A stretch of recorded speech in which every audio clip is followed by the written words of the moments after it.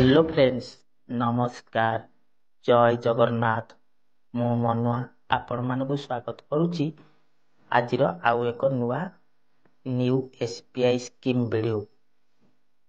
तो दर्शक बंधु, आपण मानकर जदि एसबीआई रे खाता अछि ताहले तुरंत देखि नियंतु एई वीडियोटी को, नहले सबदिन पई आपण एसबीआई तार ग्राहक मानक देउतिबा सुधर रिटर्न को पाइबारे हाथ छड़ा करिवे। तो एसबीआई तार ग्राहक मानकू कम दिन निवेश रे दमदार सुध प्रदान करुछि। जल्दी आपण माने आपणकर एसबीआई ब्रांच को जाई कराई नियंतु, नहले सरी जीवो एही ऑफर। एही ऑफर टी होउची एसबीआई अमृत कलश एफडी स्कीम। एही एफडी योजना रे आपण जहा कि टंका जमा करिवे ताहा आपण मानक पई खूब कम समय मध्य बहुत भल उत्कृष्ट परिमाण सुध पाइबे। तो दर्शक बंधु, यही अमृत कलश डिटेल्स कौन रही आमे जानिबा, ता सहित एथिरे सुध हार केते मिलुची, एथिरे डिपोजिट सीमा केते रही, एही सबुर डिटेल्स आमे आज एही वीडियो रे जानि नबा। तो ता पूर्व आपण मानकू मोर गोटे छोट रिक्वेस्ट की दया करी वीडियोटी को शेष पर्यंत देखिबे, नहले अधारू वीडियोटी को काटिदेले किछि आपण माने बुझी पारिबे नाही।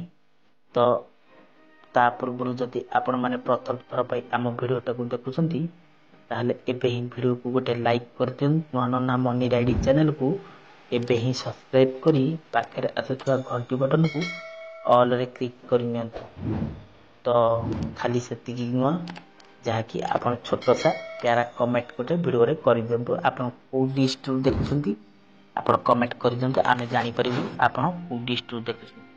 तो दर्शक बंधु, आउ डेरी करियानी एही अमृत कलश एफडी स्कीम रो डिटेल्स आमे जानि नबा। So let's start. तो दर्शक बंधु, एही अमृत कलश स्कीम रे आपण को प्रायतः 400 दिन पई निवेश करिबा को पड़ी थाए। एही अमृत कलश स्कीम एसबीआई एहाकू एप्रिल 12 2023 रे लॉन्च करिथिला। एही अमृत कलश प्लान टी एते लोकप्रियता हैला जे एहाकू देखि बैंक एहाकू बहु बार वृद्धि करछि। एबे पुणी 4 थर एहार अवधि जहाँकि 30 सेप्टेम्बर 2024 पर्यंत वृद्धि करिछि।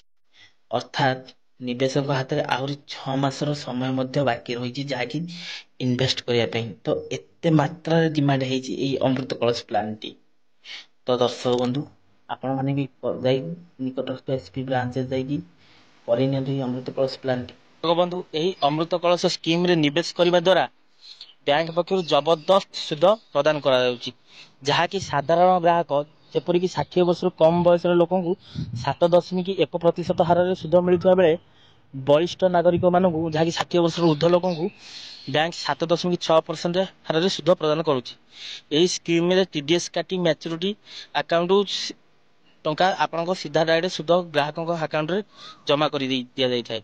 एही स्कीम रे निवेशक सर्वाधिक 2 कोटी टंका पर्यंत निवेश करि पारे। आपण माने चाहिले सबटो हाईएस्ट टंका 2 कोटी टंका आपण निवेश करि परिबे एही अमृत कलश स्कीम रे।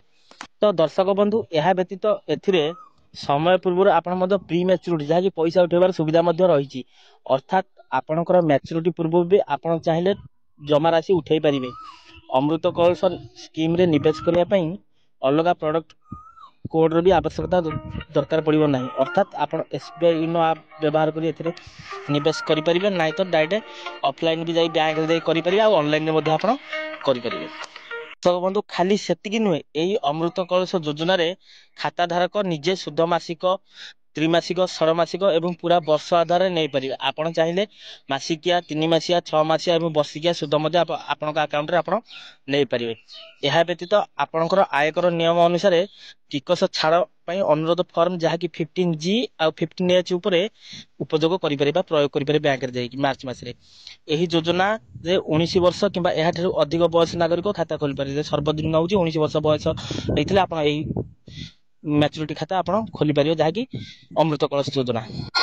ତ ଦର୍ଶକ ବନ୍ଧୁ ଏଇ ଅମୃତ କଳସ ଯୋଜନାଟିକୁ ଯେଉଁମାନେ ନ ଜାଣିଛନ୍ତି ତ ଆପଣମାନଙ୍କ ସାଙ୍ଗମାନଙ୍କ ପାଖକୁ ଏହି ଭିଡ଼ିଓଟାକୁ ସେୟାର କରନ୍ତୁ, ଯାହାକି ଆମ SBIରେ ଥିବା ଏହି ଅମୃତ କଳସ ଯୋଜନା ଫିକ୍ସଡ ଡିପୋଜିଟକୁ ସେମାନେ ଯାଇ ତାଙ୍କ ବ୍ରାଞ୍ଚରେ ଖାତା ଖୋଲିପାରିବେ। ତ ଆଜିର ଭିଡ଼ିଓଟି ଦର୍ଶକ ବନ୍ଧୁ ଆପଣମାନଙ୍କୁ କେମିତି ଲାଗିଲା କମେଣ୍ଟରେ ମତାମତ ଜଣାଇବେ। ଆଉ ଏବେ ହିଁ ଭିଡ଼ିଓକୁ ଗୋଟେ ଲାଇକ୍ କରିଦେବେ ଏବଂ ଚ୍ୟାନେଲକୁ ସବସ୍କ୍ରାଇବ କରି ପାଖରେ ଆସୁଥିବା ଘଣ୍ଟି ବଟନକୁ ଦବାଇ ଅଲ୍ ସିଲେକ୍ସନ କରିବାକୁ ଜମା ବି ଭୁଲିବେନି। ତ ଦର୍ଶକ ବନ୍ଧୁ ଆଜି ପାଇଁ ଭିଡ଼ିଓଟାକୁ ଏଇଠି ରଖିବା, ପୁଣି ଦେଖା ହେବା ନେକ୍ସଟ ଏକ ଏପିସୋଡ। ସେ ପର୍ଯ୍ୟନ୍ତ ବିଦାୟ ଦିଅନ୍ତୁ। ଟେକ୍ କେୟାର, ବାଏ ବାଏ, ଜୟ ଜଗନ୍ନାଥ।